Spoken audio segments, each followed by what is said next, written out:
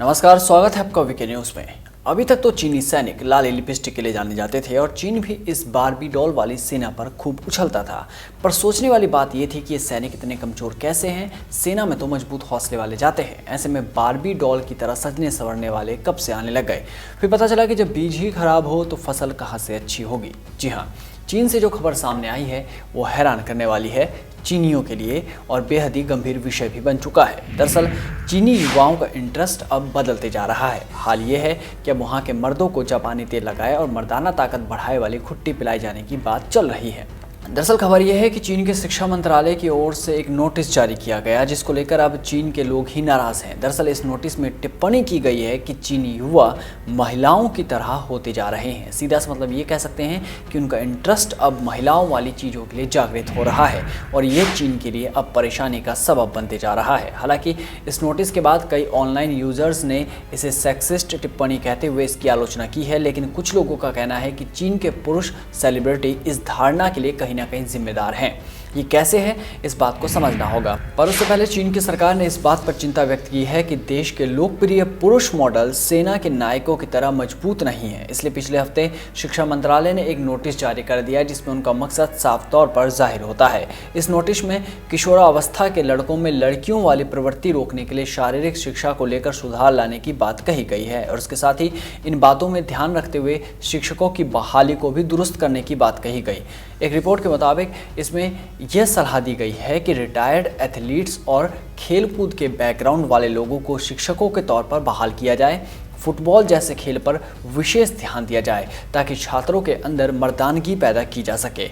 मतलब मर्दानगी पैदा करने के लिए निर्देश दिए जा रहे हैं। और सबसे खास बात यह है कि ऐसा कोई आदेश या निर्देश जारी होने वाला है, इस बात का अंदेशा पहले से ही लगाया जा रहा था। दरअसल पिछले साल मई में चीन की शीर्ष सलाहकार समिति के प्रतिनिधि शी जेफू ने कहा था कि चीन के कई नौजवान कमजोर, डरपोक और हीन भावना से ग्रसित होते जा रहे हैं। उन्होंने दावा किया कि चीनी मर्दों में महिलाओं जैसी प्रवृत्ति आ रही है। उनका कहना था कि अगर इस मुश्किल का कारगर तरीके से उपाय नहीं निकाला तो ये आखिरकार चीनी राष्ट्र के विकास और उसके अस्तित्व को खतरे में डाल सकता है।